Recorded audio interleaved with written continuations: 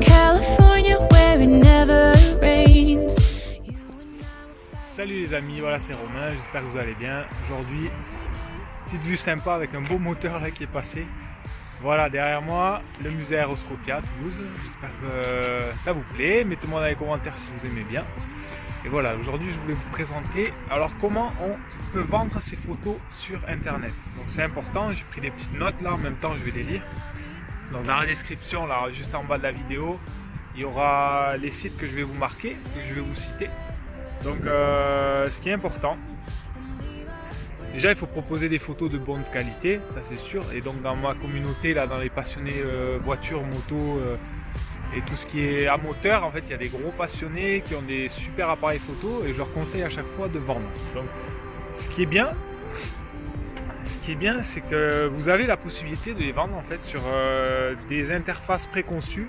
C'est des banques d'images ou de micro-stock. Il y a Unsplash, il y a Shutterstock. Donc c'est pas mal, vous pouvez mettre vos photos. Par contre, il faut bien les référencer. Ça veut dire, les référencer, c'est du domaine du SEO. Ça veut dire d'utiliser plein de mots-clés qui vont vous permettre que vos photos, en fait, qu'elles remontent en fait dans la base de données. Donc c'est hyper important de vous former en SEO et en référencement naturel. Donc, après, ce que je voulais vous dire, c'est prenez soin de bien choisir correctement votre nom d'utilisateur aussi. Ça fait partie du référencement. Proposez ces photos dans les réseaux sociaux aussi. Donc une fois que vous les avez mis dans les stocks de photos, là, Shutterstock ou Unsplash ou d'autres sites de stockage, vous les proposez dans les réseaux sociaux. Mais après, ce qui est pas mal, c'est que vous pouvez carrément créer un site avec Shopify. Un Shopify, ça prend 2 minutes. 2 minutes à créer ça. Et après, avec ça, vous pouvez faire du print on demand. Ça veut dire, vous pouvez connecter votre Shopify avec du print on demand et vous pouvez mettre vos photos sur des cadres, des meubles, tout un tas de choses comme ça. Et donc dans la description, il y a le lien. Et c'est plutôt pas mal parce qu'en plus vos photos vous pouvez les mettre sur des t-shirts, vos logos. Sur le site c'est plutôt bien fait. Et donc ce site en fait s'appelle, faut que je regarde, il y a Printful je crois. Qu'est-ce que c'est qu'il y a?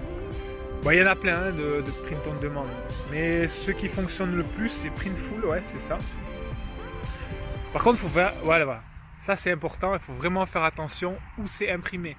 Attention parce que si vous vendez et que c'est imprimé en dehors de l'Europe, c'est des prix hors taxe. Donc il va falloir vous acquitter de la TVA lorsque ça vient en France. Ou en espace Schengen, en espace européen. Donc faites attention à ça. Le mieux c'est de trouver des sites de print on demand déjà en Europe, déjà en France, si vous vendez en France. Donc voilà, ça c'est pas mal. Demandez conseil à un avocat, fiscaliste. Et voilà, j'espère que ça va vous inspirer, que vous allez pouvoir vivre de votre passion. Et je vous dis à bientôt. Ciao, ciao.